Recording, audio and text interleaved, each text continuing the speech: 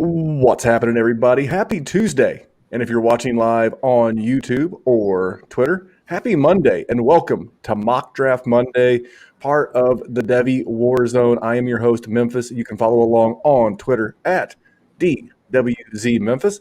And tonight on Mock Draft Monday, we are going to mix two draft classes. We are going to mix the rookie wide receiver class of 2020 and we were going to mix the 2021. We were going to do 2019, but it was just, man, so much powerful wide receiver action has hit the NFL in the last 2 years. It didn't feel fair to also add in the 2019 class.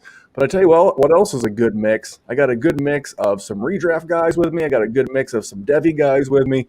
But they're all part of our Dynasty Warzone family of shows. So we have from the Dynasty Rewind, we have Matty Big Chest, a.k.a. the graphics guru here at the Dynasty Warzone. Matty does all of our sweet, sweet graphics. He does graphic design for MFL and now Sleeper Leagues. You can find him on Twitter at Matty Big Chest.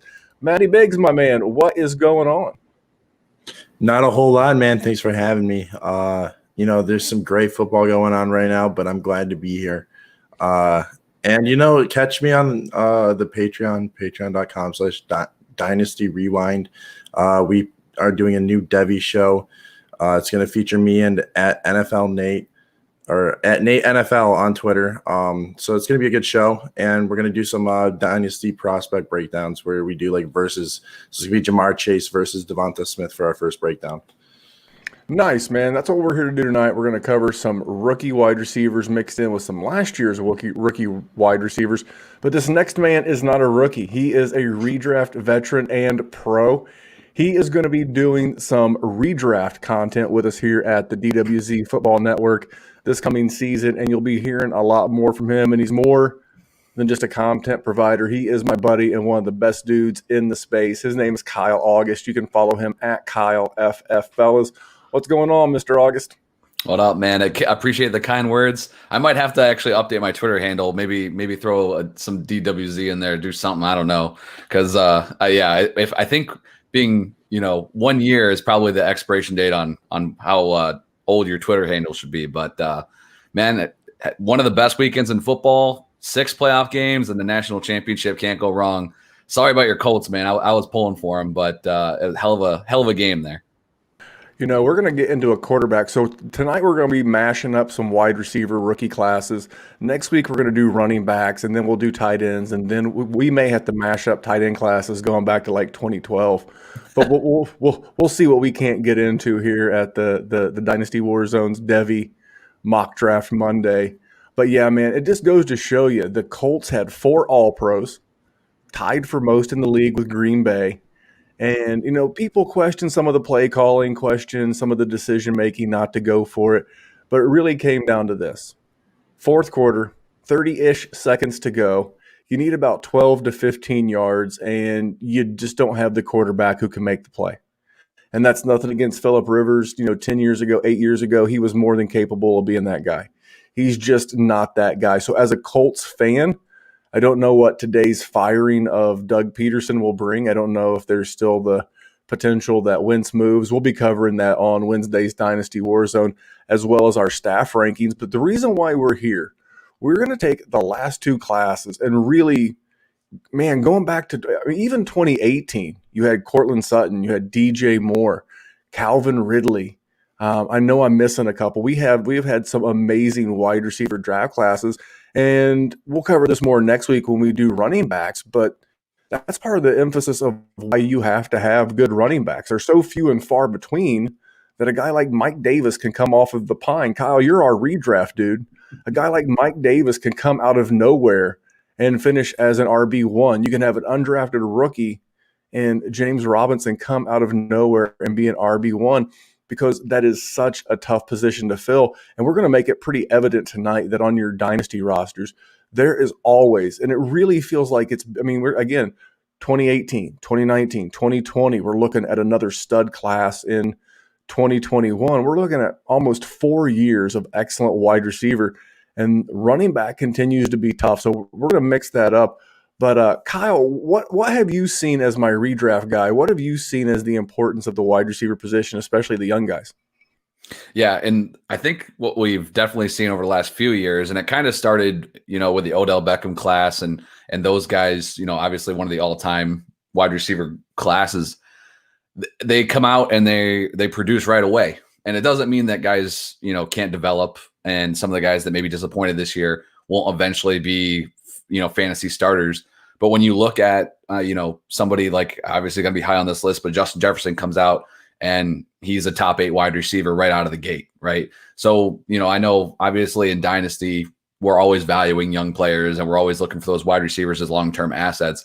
But the difference is that maybe, 5-6 years ago, I remember when I first, even a little before that, started playing Dynasty, you drafted these rookies, or in redraft leagues, you added these rookies onto your team, hoping for, hey, maybe they kind of splash in the second half, or I can get some bye week replacement weeks out of them. But now, man, these guys, they're paying off right away, and they can turn into every week starters right out of the gate.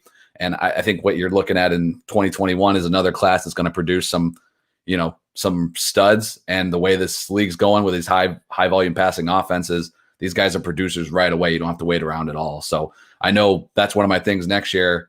I had not just wide receivers, but rookies in general, even in redraft leagues. Like, you can overhype them a little bit, but there's nothing wrong with taking a few scratch off lottery tickets to the back end too. Cause you look at guys like Jefferson or Ayuk who were going in the double digit rounds, and they were huge for you down the stretch.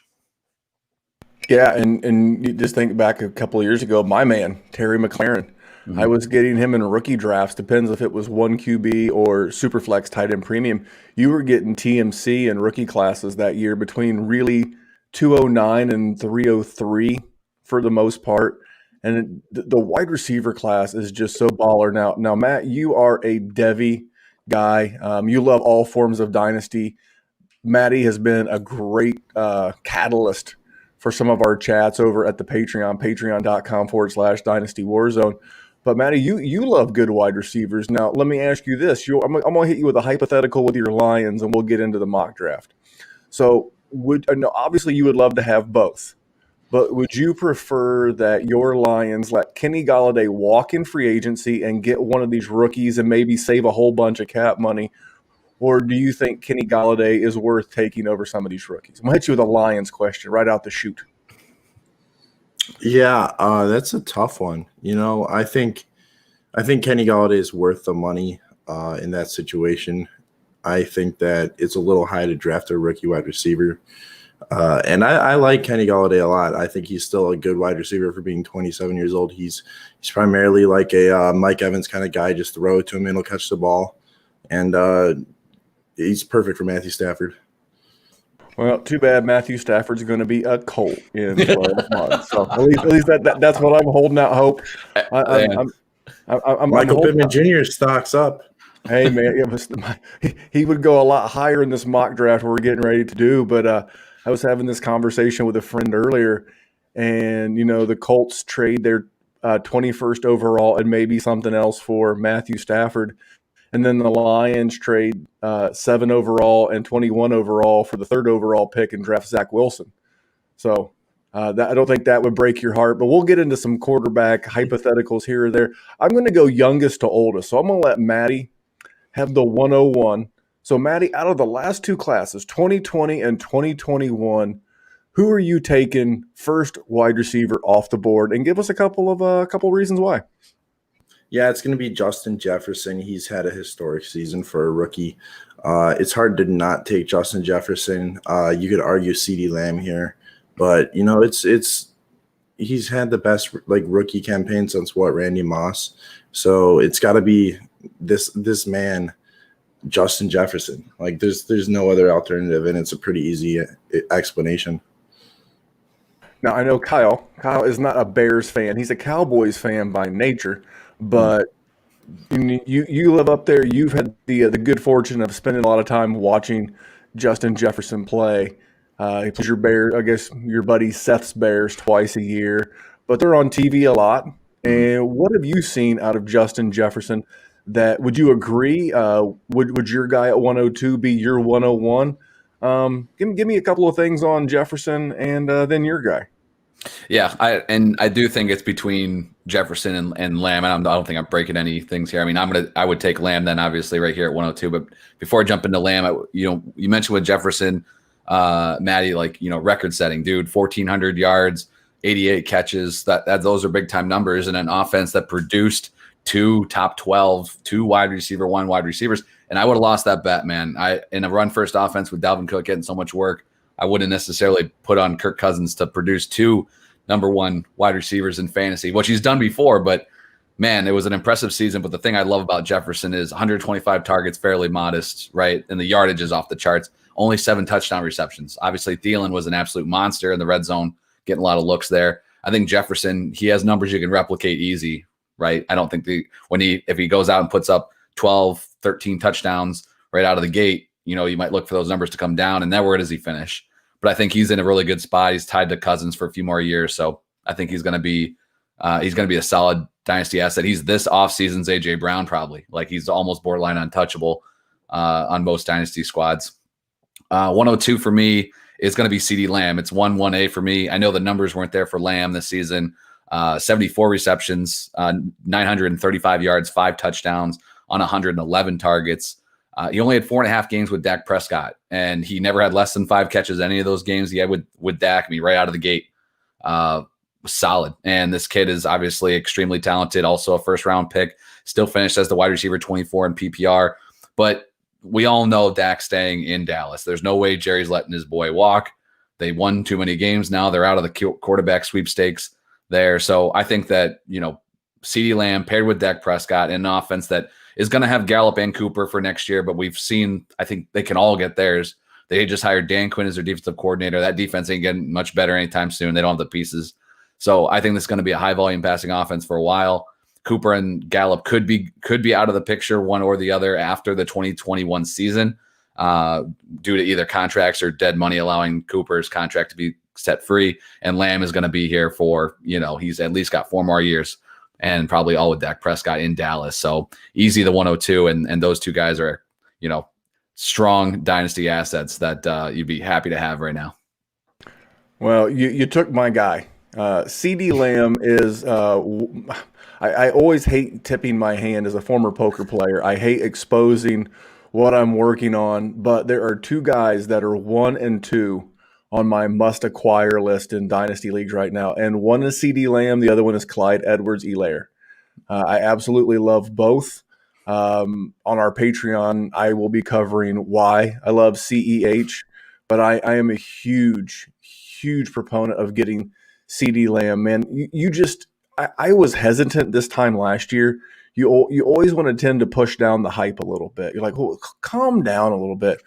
But obviously, even a bad Dallas Cowboys team was on national television a lot, and CeeDee Lamb just oozes special. I mean, you just see it, and you're right. I think because of cap reasons and needs on the defense, they're stuck with Amari in 2021. There is no doubt about it. They're going to pay him his $20 million, but he has like next to no or completely no dead cap in 2022, which ironically is when Michael Gallup will be a free agent. I see them re-upping Michael Gallup to more of a Robin to CeeDee Lamb's Batman at a much more team-friendly deal, and letting by that time maybe like a 28, if I'm guessing top of my head, a 28-year-old Amari Cooper ply his trade somewhere else. So man, CeeDee Lamb, I was watching him. Now, Andy Dalton couldn't get him the ball in the final game of the year. I'm like, he is open. And he's open. And wait a second, he's open. And Andy just couldn't pull the trigger. So he looked great. I'm excited. Now, this next pick, this is pure speculation. We have not seen this gentleman play football. I almost went with another 2020 wide receiver, but I am not forgetting about Jamar Chase. As good as Justin. This is a guy with Justin Jefferson as his teammate in LSU as a sophomore, had 84 receptions and 1,780 yards. He had 20 touchdowns in the SEC. I think this guy, he is everything that a team like Miami, like the Eagles need. Now, I think the Eagles need more than that. But if you're going to turn that offense around, I mean, you got the good young tight end and Dallas Goedert. You got the good young running back and Myles Garrett. You have a guy, and this may ruffle a few feathers. We don't know if we'll hear this name or not. I kind of feel like Jalen Rager, maybe more Robin than Batman. I think Jamar Chase is worthy of this pick at the 103. I know it might be a tad early.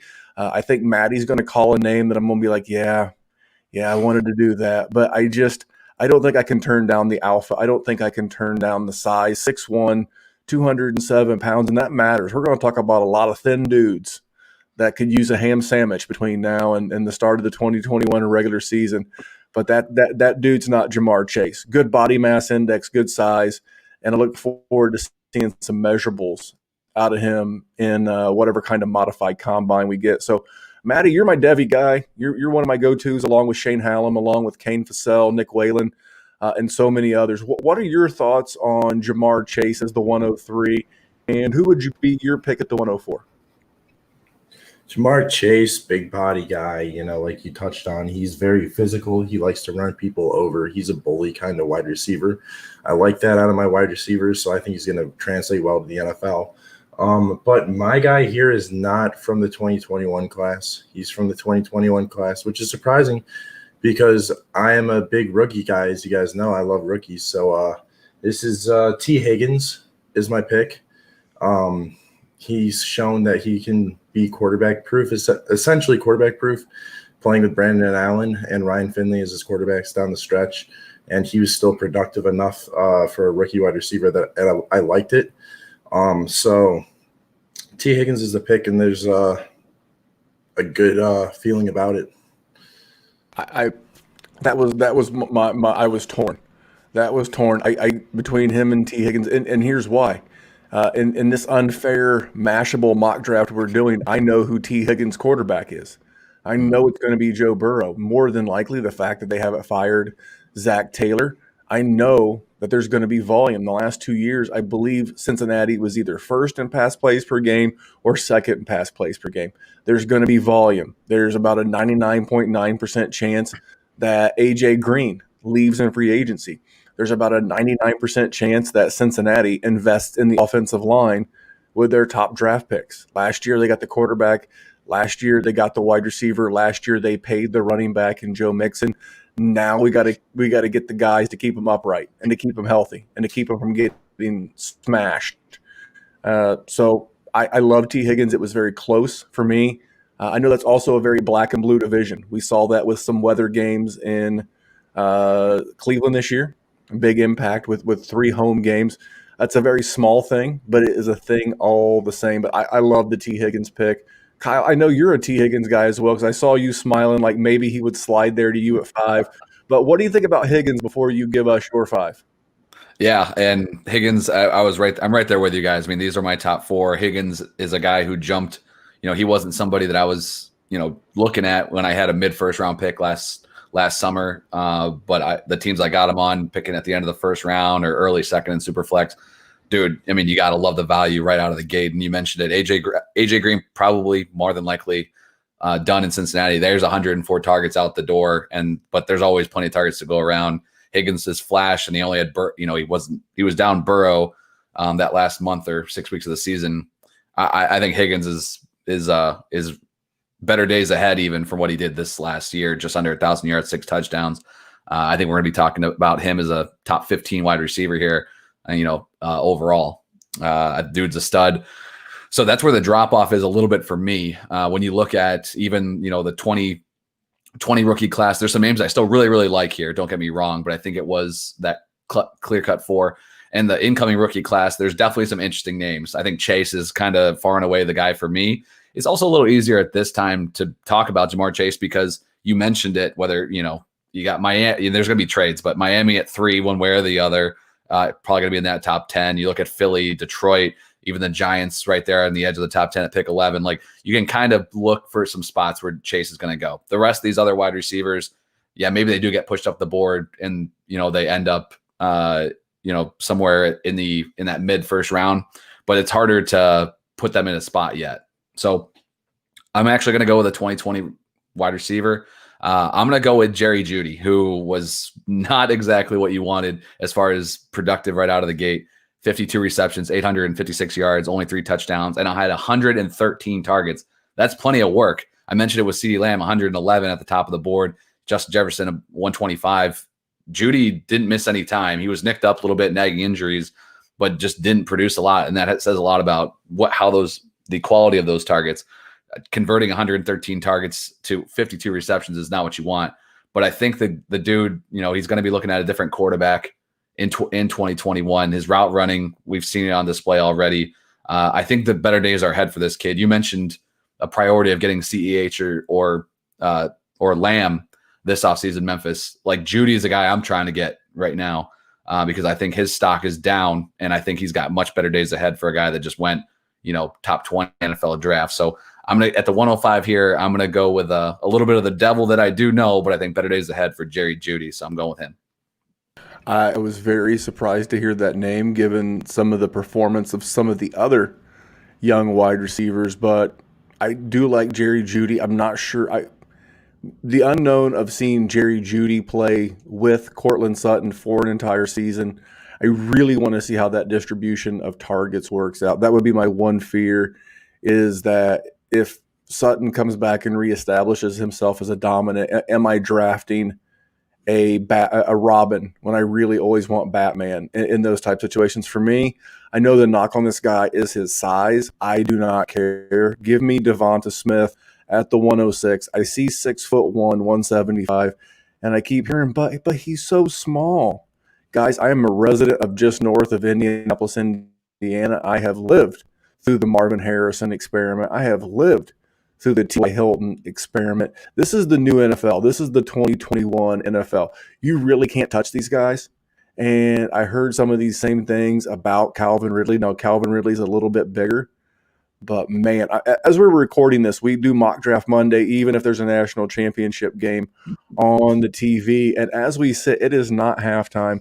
And Devonta Smith has 12 receptions for 215 yards and 2 touchdowns with 2 minutes to go in the first half.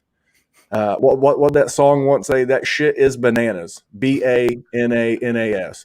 So I am a big fan of this guy. And much like all of these guys, I always hope that these young, badass wide receivers, I hope they always wind with an offensive-minded head coach.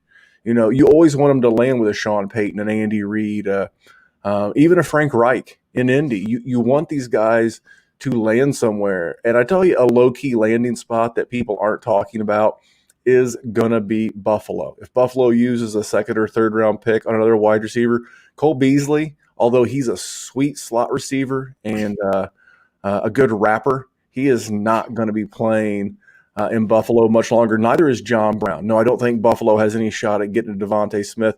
I'm just merely illustrating that as the type of landing spot I would love to see guys like this land. So I know Matt's going to be hurt because Matt is a big Smith fan.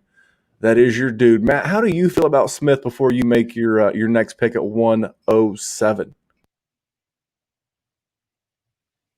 I think you're all muted, so let me talk about Devonta Smith now that I'm not muted. Devonta Smith, he's a great wide receiver. He's scrappy. He's got that little size to him, like Marvin Harrison, like you touched on. I like that comparison a lot for Devonta Smith. He's who I have him compared to on my actual report card for Devonta Smith. He's graded out as the highest prospect for me at the wide receiver position. So I think it's a great pick after you took Chase first. So, you sniped me there by taking my guys, Chase and Devonta Smith from me. So I'm going to have to go with a 2020 class guy and take Brandon Ayuk. He's a yak monster. He's good. I think he's a little undervalued right now.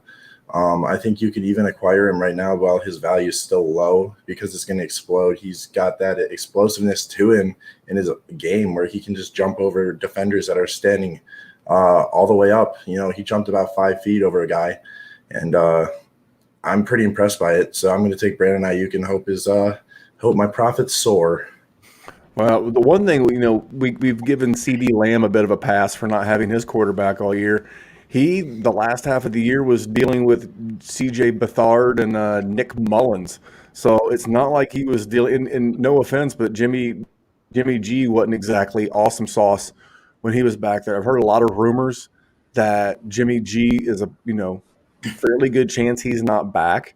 And with Atlanta drafting as high as 4, I have read scenarios out there where Atlanta would trade Jimmy Garoppolo to San Francisco so that they could potentially draft a Justin Fields or a Trey Lance at that 4th overall position.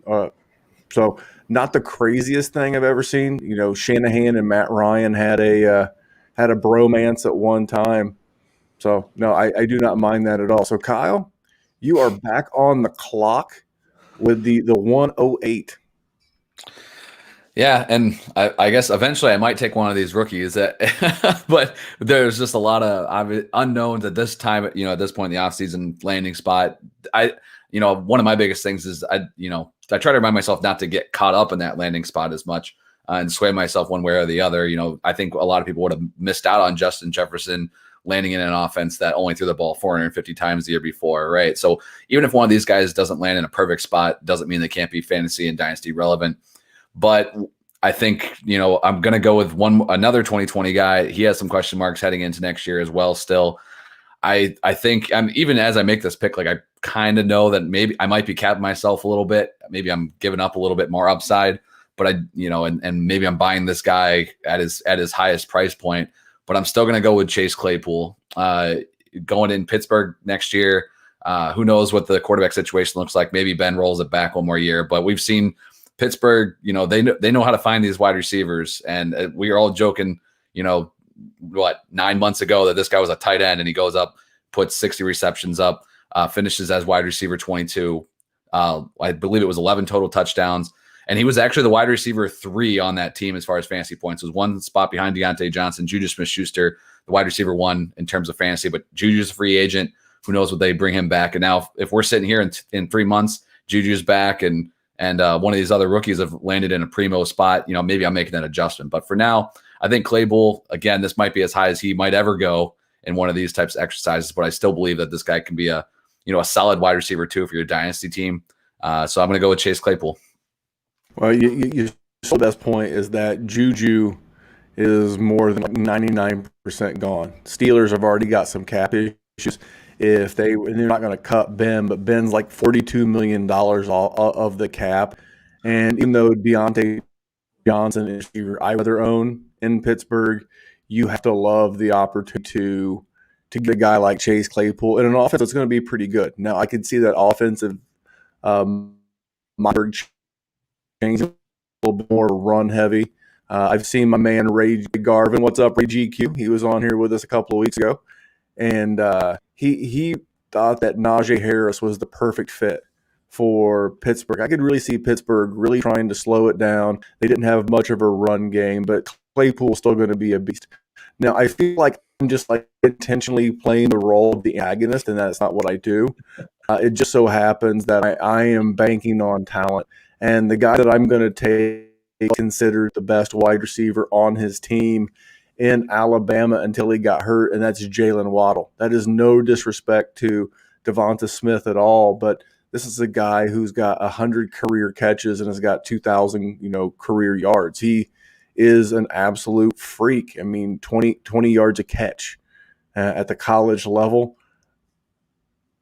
Just I don't think there's a lot of negative at getting him at the 109. There was a couple of other picks that I considered, but I think I'm getting the far superior athlete. I will gamble on the unknown, not knowing where he's at today. And before we go, we finish up with the last round. I was listening to a podcast, and if I knew which one it was, I would give them a shout out. They said in their dynasty leagues, they draft before the NFL draft. They make their league draft on the talent and the position, and do not give them the crutch of the landing spot. Found that fascinating because that's kind of what we're doing here. You got a little bit of that, but man, I'm going to stick with Jalen Waddle. I almost went with another incoming 2021 rookie, but man, I like that talent. So I'm going to go Jalen Waddle. Maddie, what say you? You're my guy. Go ahead. I know who I know who you were taking next, and it's who I'm taking next. It's Purdue wide receiver Rondale Moore. I like your Jalen Waddle pick a lot. I just have more ranked higher than Waddle in my rankings on my report cards, which you can find on Dynasty Warzone Patreon, patreon.com/Dynasty Warzone. And I like what Rondale Moore does in the open field. I like what he can do with his body. He's very physical, punishing wide receiver for being 5'9". He's hard to tackle. You don't want him to have the ball in his hands, so the defenders play close to the line on him. If he's playing in a weird kind of package, like they have different packages on the Purdue offense that they run, and they put him in behind the line to get easy touches. So they give him a lot of designated touches, so you're going to want to see that in the NFL from whatever team he goes to. So it's going to be how the team uses him. I really hope he gets a good landing spot, because if he's not used right, he's not going to produce right. I'm a big Rondale Moore guy. I see him a lot, just being about an hour north of where I live in West Lafayette. And yeah, he's not the tallest guy, but every mock draft I've read has him going as a first round talent. And if the last several years holds true, he could be the first wide receiver off the board. And what I mean is we saw a couple of years ago, Hollywood Brown came off of the board right away. Now, was he the best wide receiver in the 2019 class? Not close. I don't think if we had included 2019, he damn sure doesn't make the first round, and he may not make the second round. But that doesn't mean that, Henry Rugg, another guy that I feel very safe in saying with 2 picks to go, is not going to crack the first round of this pick. But that's the guy the NFL keeps telling us they want. They want these smaller-ish, super fast guys that can peel the top off the defense. So I know Moore is going to go in the first round. I keep seeing him mocked to the Colts, and that does not make sense to me, outside of the fact that he would not have to change his W-2s to be a state resident here of Indiana. But they've already got Paris Campbell. They've got T.Y. Hilton, who will be a free agent. I could see him coming back. And then they've got a couple other guys. So, Kyle, you have one more pick in this exercise. Yeah, I will go with a 2021 rookie here finally. It is interesting, especially as somebody I don't claim to be a Devy expert, and I have enough time to put all my time into the NFL. So when college comes around, it's usually around this time of year that I'm diving into this type of stuff. And it's tough on everyone when you look at just the guys we've just drafted, right? You talk about Chase opted out, Waddle injured after 4 games, Moore barely played in 2019, and then 2020, like most people, didn't get to play many games based off of all the COVID situation. Smith's the only one that had a true, almost normal production. And I'm going to go with one more guy that, again, we haven't really seen much of since 2019, which is going to be the case for a lot of these guys. But I'm going to go with Rashad Bateman out of Minnesota. This guy is, I know what Memphis is saying, like the NFL is leaning towards these smaller, quicker guys, and Bateman at 6'2", 210. Like if he hits, I'm just going to be drooling out watching that guy ball out every Sunday, because that's the kind of receiver I like watching play, man. I like the big guys that can go up and get it, be physical, and just look like a freak out there. And I remember, watching some highlights, just to get familiar with these guys a few months back as of turning my focus. And when you watch Moore as an example, and then watch Bateman back to back, like they're just 2 different types of players.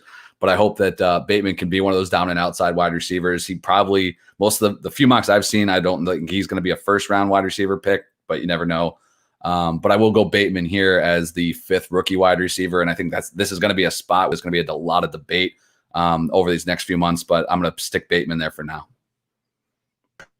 I like him. You don't all have to be like mini-me wide receiver, that pocket Hercules running around, like a little ball of fury. I think a lot of teams want that next Tyreek Hill type wide receiver, but he brings such a versatile and unique skill set that you're just trying to copy something that doesn't work. I want to say thank you to both of you guys, not only for coming on, but for leaving me a true homer pick, and that is Michael. That is Michael Pittman Jr.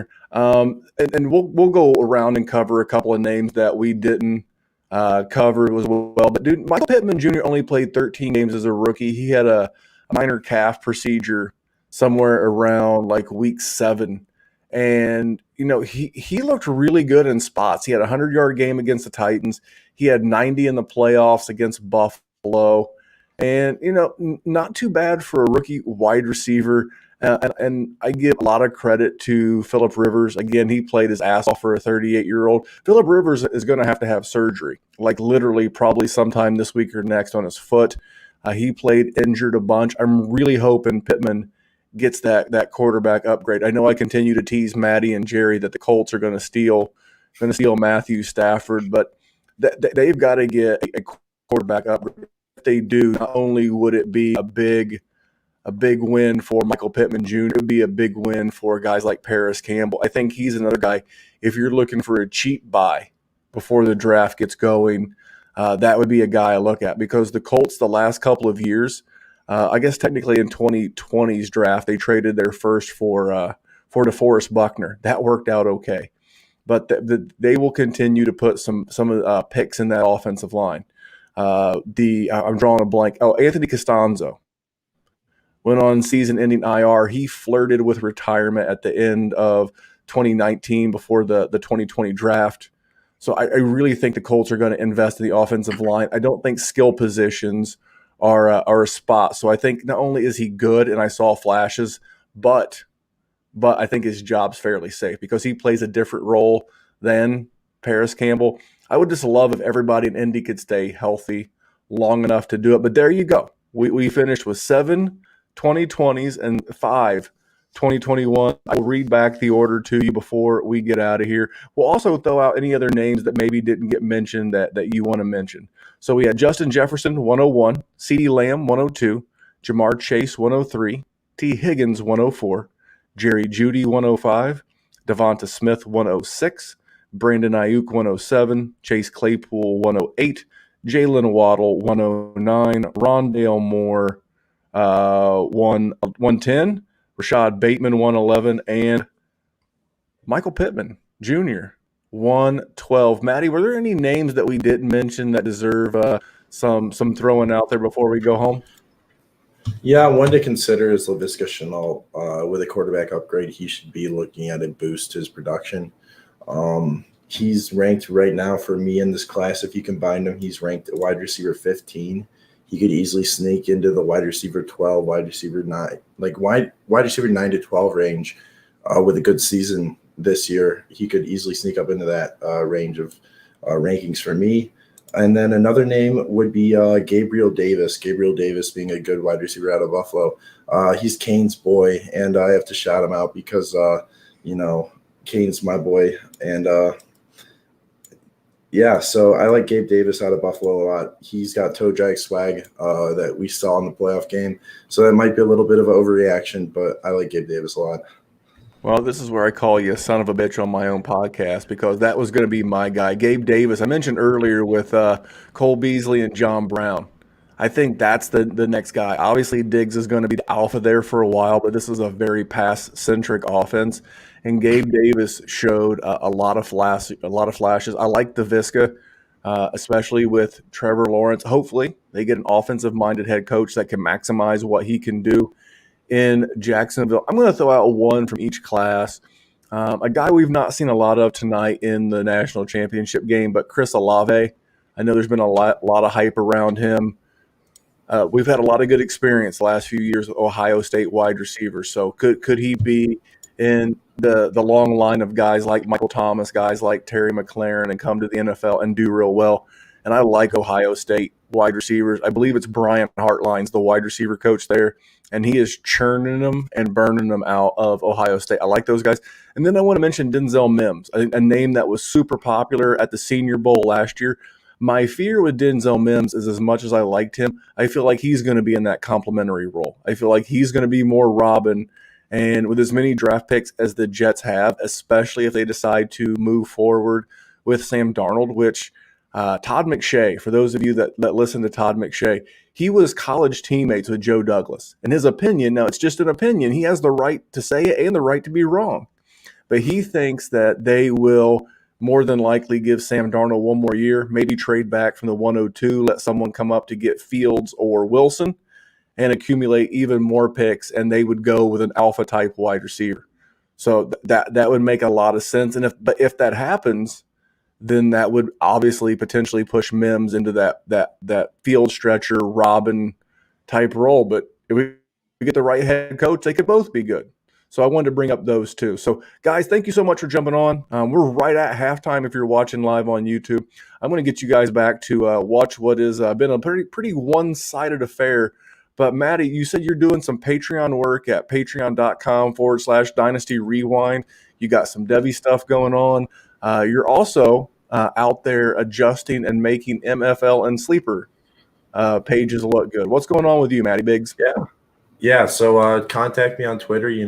I do graphic design work, and I love doing graphic design work because it's always like someone's inspiration. You get to see someone's thought process going through it. So hit me up for graphic design work because I like doing projects. And you can find me on Twitter at Maddie Big Chest. I charge reasonable rates, so don't worry about the price because it's going to be reasonable, and we'll work through it if it's not. So just hit me up. There you go. He can help you bring what your vision of your league is. I've been in, let's see, Kyle, we've been in Game of Thrones leagues. We've been in 80s retro leagues. There's all kinds of leagues, and Maddie can help you. If you can think of something fun you're wanting to do with your league. I've been in gangster leagues. Now I chose the guy who founded the Hells Angels because that's just kind of how I roll. But there's a Vito Corleone. There's all kinds of cool stuff. So if you have a theme in mind, maybe you want to do a Mandalorian league. Maybe you want to do an Avengers league. Maybe you want to do an X-Men league. A Pokemon Go league. A Pokemon Go league. That's for your sleeper. I've seen some of his work, guys, and it's really fun. And if you're in a dynasty, why not make it more fun? And then, Kyle, you've been rocking the SmackDown. Going to be bringing in some new talent and some new stuff here in the next couple of months.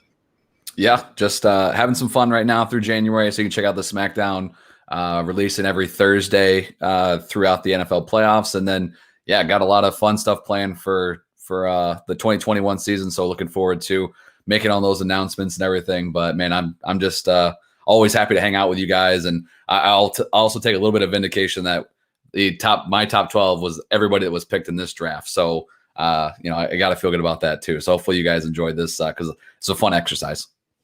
It really is. And again, it just talks about how deep wide receiver is. So if you're stacked at wide receiver and you could move, I don't want to get into too much of what Jerry and I are going to cover tomorrow, but if you could move a Michael Thomas for I don't know that you would get Justin Jefferson, but one of these young guys plus a little something just based off name value, you're really getting that point to where fantasy points and age kind of coincide. And if you can get anything on the side, a little change, if you will, with your order, that's a great way to go about it. But thank you for tuning in to Mock Draft Monday. We'll be back here next week. We're going to do the same thing with some running back classes just to kind of get a feel for how good this 2021 class is. Where would they fit in amongst the Jonathan Taylors, the Clyde Edwards-Helaire's, and other classes like that. But so far, we got running backs on the way. We have wide receivers down. But his name is Matty Big Chest. You can follow him on Twitter at